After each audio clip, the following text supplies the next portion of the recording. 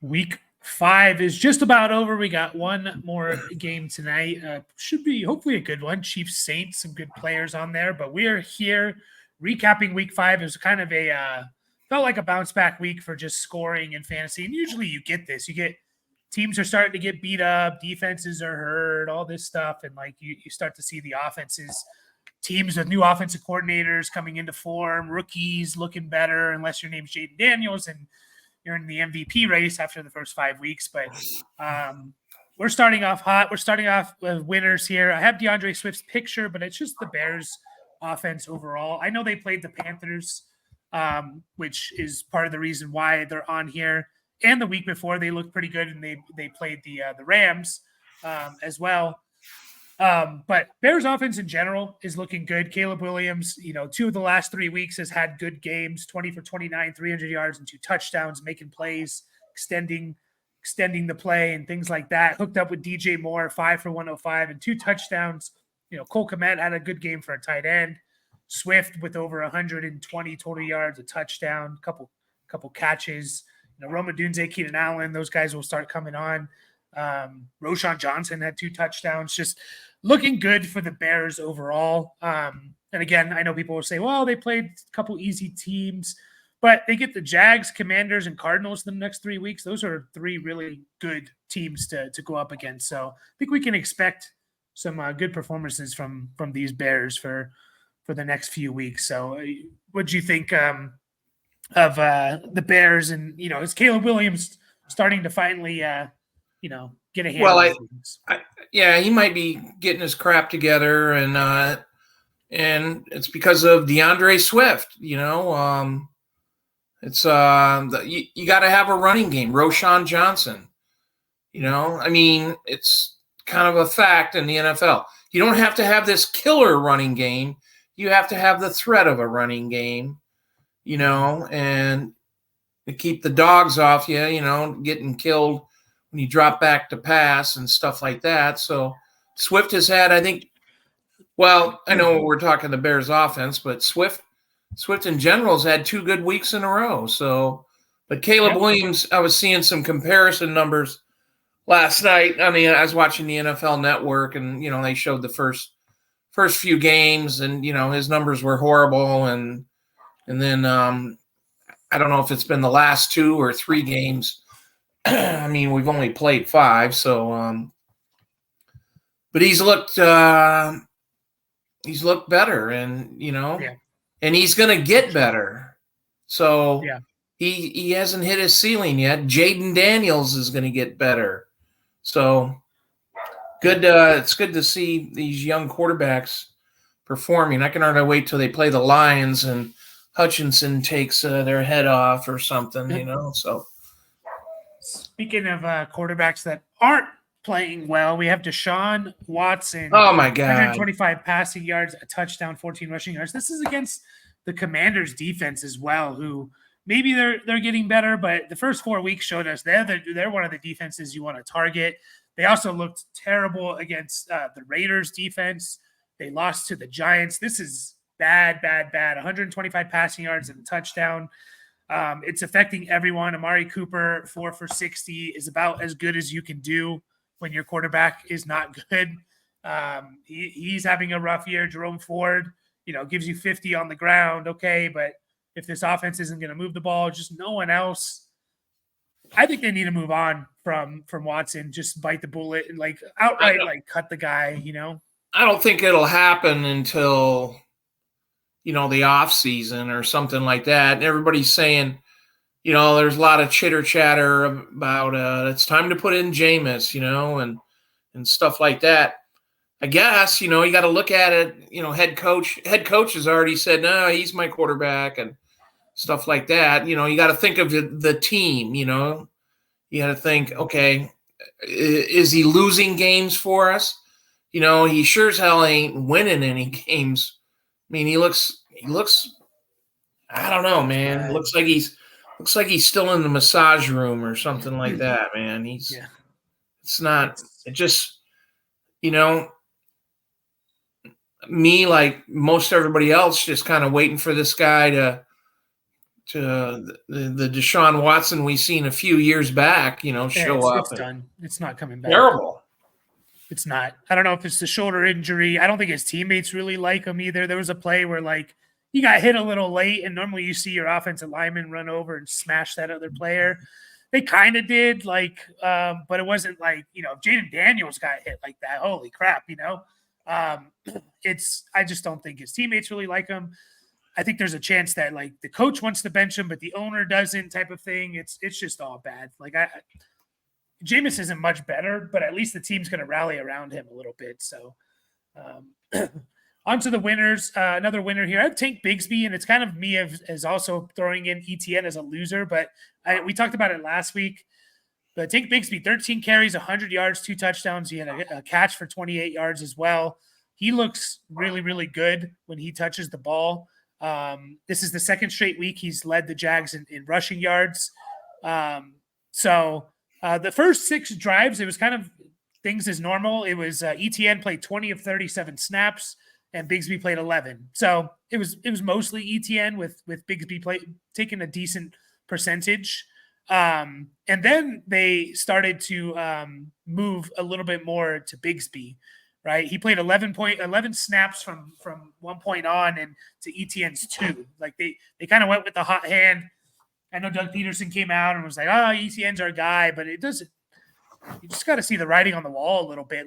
It's tough with ETN because you drafted him probably in the second round. It's tough to keep starting him at this point, but he's pretty relative in the passing game though. So maybe we're gonna see. Maybe he turns into a third down back or something. Bigsby did look good. He got a lot of his yards. He busted off a big run, and he was looking. He was looking pretty good though. I mean, it's kind of what we've been waiting for, and stuff like that for a year and a half now. And they like this guy. They drafted him in the 3rd round. They tried to make him a thing last year. It didn't look good. They tried to make him a thing the beginning of the year, training camp, and now he's finally looked good. And I liked him coming out of Auburn, and he's one of our favorite running backs coming out last year in 2023. So, yeah, I think Bigsby's definitely an ad if he's out there on the waiver wire, and he's potentially, during these bye weeks, he's potentially a start here. I'm actually going to skip that one until we'll move you up here, Dad. Go ahead. We got Breece Hall, 23 rushing yards, 3 catches, 14 yards as a loser, man. Yeah, I don't know. The Jets in general, it's like the toilet's been flushed and the New York Jets are circling around waiting to get flushed down. And it's, Rodgers, I can hardly wait till he goes away, the guy's in love with himself, whatever. It's too bad. Breece Hall, he's very talented running back and stuff like that. And it's just, I don't know who you blame, him, the offensive line or something, but the team. I think it is a bit of the offensive line as well. Play calling, that coach, that guy needs to get canned. Hackett. So, well, it's Rodgers' guy, so. Yeah, well, they can circle the toilet bowl together. Yeah. What's funny is Breece actually played a higher percentage of the snaps this week. A lot of it is because he's their 2-minute drill guy, and they were in a 2-minute drill quite a lot in this game. But yeah, it's just not looking good. I do think it's partly the offensive line. It's just, it's tough. He's Breece Hall is RB16 on the year, so he's back-to-back under 6 points weeks. RB16, man, we expected this guy to be RB1 potentially. Even if he finishes at RB16, it's a huge, huge disappointment. He's not completely unusable. He had 3 good weeks to start the year, but I don't know. It's tough here. It's tough for the Breece Hall guy. At least Garrett Wilson finally did something, but even that with 22 targets, still to only have 112 yards or something like that. That's not amazing. They're not. Yeah, they weren't. I watched catches. I watched that game, and they weren't going down the field or anything like that. So it was a lot of And the Vikings are a good defense. So yeah, they are. Vikings are for real. So yeah. Brian Thomas Jr. I have as a winner. 8 targets, 5 catches, 122 yards, and a touchdown. Christian Kirk seemed to get phased out again. He played a season low in snaps, only 53% of the offensive snaps. It's Brian Thomas and Gabe Davis. Gabe Davis did get hurt a little bit. Evan Ingram's not even back yet, so that can hurt Christian Kirk more. But Brian Thomas, it's Malik Neighbors is number 1 in terms of rookie wide receivers this year. There's an argument that is Brian Thomas number 2? He's he's wide receiver 7 on the year. He's had 4 good weeks and 1 week with 7.3 points, which is fine in half PPR. It's not good. It's not bad. All the other ones, he's over double-digit points. He's beating out Marvin Harrison Jr., who is wide receiver 17 on the year. I think you could make an argument potentially. Is Brian Thomas the second rookie that you'd want this year for fantasy football, or is it still? It's kind of trending. Yeah, kind of trending that direction. Remember when he got drafted? He was a lot of thumbs up on him when he was drafted. He wasn't. What is he? Was a 22nd? He was in the 20s, wasn't he? Either top 20 or in the early 20s. Yeah. Yeah. Okay. So. But just imagine him and Neighbors and Jaden Daniels all on the same college team. It's like, how come those guys didn't win the national championship? But anyway, no, looks the part. It's like, yeah. See you later, Christian Kirk. No, and this is also, he's wide receiver 7, and Trevor Lawrence hasn't even been playing well. This is kind of the first game that Trevor Lawrence looked good. 370 yards passing. Before that, Trevor Lawrence, 169 yards, 178 yards, 162 yards, 220 yards. Just imagine if this is what, if Trevor Lawrence is going to be closer to this than what he's been. They get the Bears and Patriots the next 2 weeks, which isn't great, but he's awesome here. You have Mr. Actually, Blake Corum real quick. I just wanted to throw in here. I know the stats don't look like it at all. 5 carries, 25 yards, a catch, and 8 yards, but he did kind of take over that backup role from Ronnie Rivers. Blake Corum was basically a special teams guy. So he seemed to emerge as the primary backup. Just so you know, because a lot of people probably dropped Blake Corum, and I don't blame him because he was the RB3, but he seems to be the RB2 now. So if something were to happen to Kyron, just throwing that out there. Josh Allen, 9 for 30. That is horrendous. 131 yards, a touchdown, 54 rushing yards. Real quick, Josh Allen on the year, he's still QB6, but he's had 2 boom games, 2 30-point games, and 3 games, 2 below 10 points and 1 below 15. That's not what we're used to with Josh Allen. So you a little bit worried about lack of receivers, not running as much. Absolutely. Again. Yeah. But, his fantasy points, comes from the rushing game. Let's not really doing that. Huh? He's not really doing that though. I mean, he had 54 yards on the ground, but he's not doing the touchdowns. He only has 2 on the year. Well, I think that's in general with the offense or something that, you got to get in that position to score those touchdowns. He got hammered and he bounced his head off the turf like I have never seen. Yeah, they're thinking he had a concussion. Yeah, but he got away with it. No kidding. It was like, wow. But yeah, Bills are kind of they started off pretty good, the team, but they haven't looked good in the past couple weeks. So yeah, it's just, and the thing, I know people are going to say, well, he's QB6. What are we upset about? But it's all about where you drafted him and what you expected him to be. He was the first quarterback off the board. Some leagues, maybe someone took him in the first round. A lot of people took him in the second round. And you want some consistency. You don't want 35 points one week and, 13 the next. So you'd like to have some little consistency that's what helps you win, Yeah, and this is, this was the concern with him, is like lack of weapons and things like that. So I have Zay Flowers here as a winner. He's had a tough year. He hasn't been that great for fantasy. He is wide receiver 28 on the year now. He had the 12 targets, 7 catches, 111 yards. And the way I see it is if the Ravens are going to need to throw, Zay Flowers is going to be very good. If they don't need to throw the ball, like there's a chance they throw the ball 15 times. Like that's just how they ideally want to run their offense. So I think Zay Flowers, if you can predict that the Ravens are going to have to throw the ball a decent amount like they did against the Bengals today, then he's a must start. So just wanted to throw that out there. I thought he was he was good. It was good to see it, and hopefully we can get a little bit more consistency here. So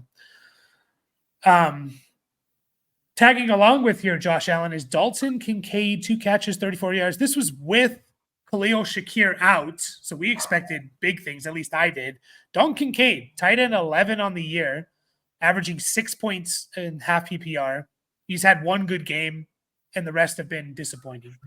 And we all expected him to be like, oh, this is, they're going to run their offense through him and blah, blah, blah. And it just goes to show, like, not many tight ends can be the focal point of an offense. So is he ever going to get to that point this year? If like top 3 tight end, or is he just kind of, a low end tight end that you're starting each week, but you're not really expecting much from him? Yeah, it's not happening. And, we all, just as you explained, we figured that this guy would be getting a lot of action going his way, a lot of targets, a lot of balls thrown his way. And unfortunately, I mean, he's good. It's just something's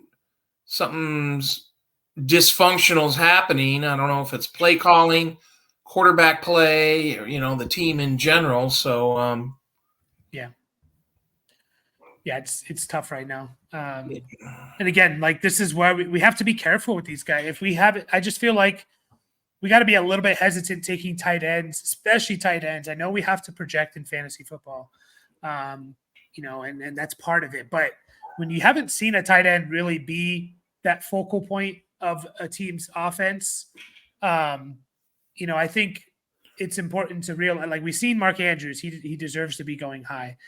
We've seen obviously Kelsey, now we saw Laporta last year of like be a stud, but these other guys, Pitts and, even McBride to a certain extent, and Kincaid, like, we got to just be a little careful there. Bo Nix, I have as a winner here, 200 yards passing, fine, 2 touchdowns. He also has a rushing touchdown. He gives you I think he could be like a solid streaming quarterback during bye weeks. Like, he's QB 15 on the year, which is probably more than we expected from Bo Nix. He looks more confident. He's shouting at Sean Payton, which just shows he's gaining some confidence. He can give you a rushing floor. He has 3 games of 25 yards or more on the ground, 3 rushing touchdowns, 3 passing touchdowns, no turnovers or no interceptions the last 3 weeks. He just looks better, and seems to be learning the system a bit. Like, is he gonna win you leagues? No, but like, I think he could be a solid player for a streamer during bye weeks and stuff like that. I think that's his 3rd rushing touchdown of the year. Yeah. So that's 6 total, 3 rushing, 3 passing. Yeah. So I mean, I don't think we really expected him to be running, and stuff like that, but he is, and he looks all right. He's still a little dinking and dunking a little bit, Yeah. So that's what they're always going to do. That's what Russ Wilson was doing last year when he threw, 28 and 7 or something. So, so 28 touchdowns and 7 interceptions. That's just the offense. But I just think, QB 15 on the year is way more than what I expected from Bo Nix. So DK Metcalf, 4 for 55. And I wasn't going to add him just because it's like, well, DK Metcalf, like, let's see, on the year, he is wide receiver 12, right? Everyone's going to have their down games, but go ahead and start, and then I'll give you my thoughts on DK Metcalf here. Yeah, he's I've seen him drop a pass, and he's a big dropper, by the way. He seems to do that. I know the guy is, looks like Superman and, runs like a deer and everything else. And, and Gino knows how to get him the ball, but, the connections, they don't seem to be consistent, so it's too bad, because he's paid well, he's got all the physical bells and whistles and everything else. He's kind of proven it. It'd be nice if we had some more consistency out of him. Yeah. No, I get that. But, again, wide receiver 12, he's had 3 good games, 2 really good games, 1 good game, and 2 down games. One thing I want to say about DK Metcalf, and which is why I added him here, he can get shut down by good physical cornerbacks. Week 1, it was Patrick Surtain who's shutting everyone down. Deonte Banks for the Giants is a pretty good cornerback, and he kind of shut DK. I don't know how much he was trailing him and shadowing him, but I know he was on him a lot, and he kind of shut down DK Metcalf. So something to think about if you do see Metcalf going up against one of these guys, you could, because he's more of a physical guy, and when someone can match that physicality, I think he struggles at times. So, but yeah, I have Tyrone Tracy, 18 carries, 129 yards. He looks good. He looked very good, and Eric Gray was getting some carries, the other running back for them, and then he fumbled at the goal line. I thought he might have had that touchdown, but anyways, yeah, that's what everybody says, and it's like, why didn't the Giants review it or something? But yeah.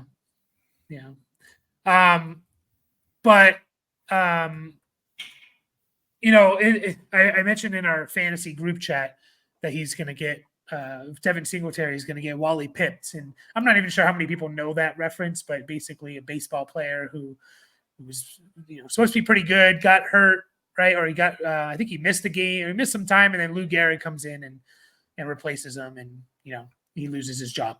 So like Devin Singletary, I think they need to at least give Tyrone Tracy some more carries and more run. Once you see that, it's hard to put it back in the bag type of thing. And only 1 catch, and it's funny because he's a converted wide receiver to running back. We expected actually a little bit more in the passing game, but I don't know. As long as Singletary's out, which could be more, it's a groin issue, so it could be more than just 1 week.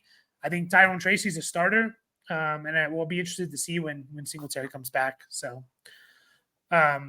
waiver wire pickup. Yeah, luckily I got him in our league, so before this week for $3, I think, or maybe it was a little bit more.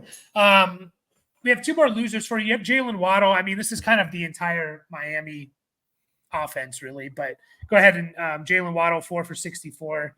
Yeah, 4 for 46, which actually isn't terrible. But yeah, it's kind of a bummer. I like Waddle, and he had his rookie year where without Tyreek Hill, he was 1,000-yard receiver.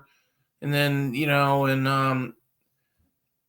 if there's not a decent quarterback getting this guy the ball, him and Tyreek Hill in general, it's like, the Dolphins ought to be checking themselves.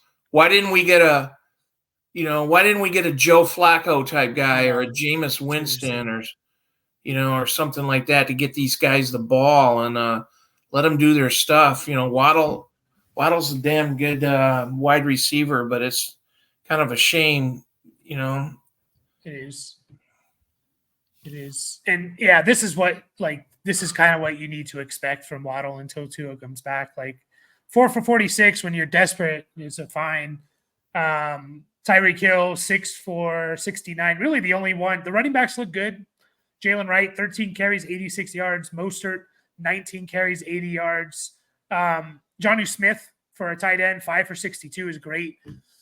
It's funny. They said someone was talking about it, and like McDaniel he hasn't changed the offense. And someone was kind of saying, like, you got to kind of change it to who you have at quarterback.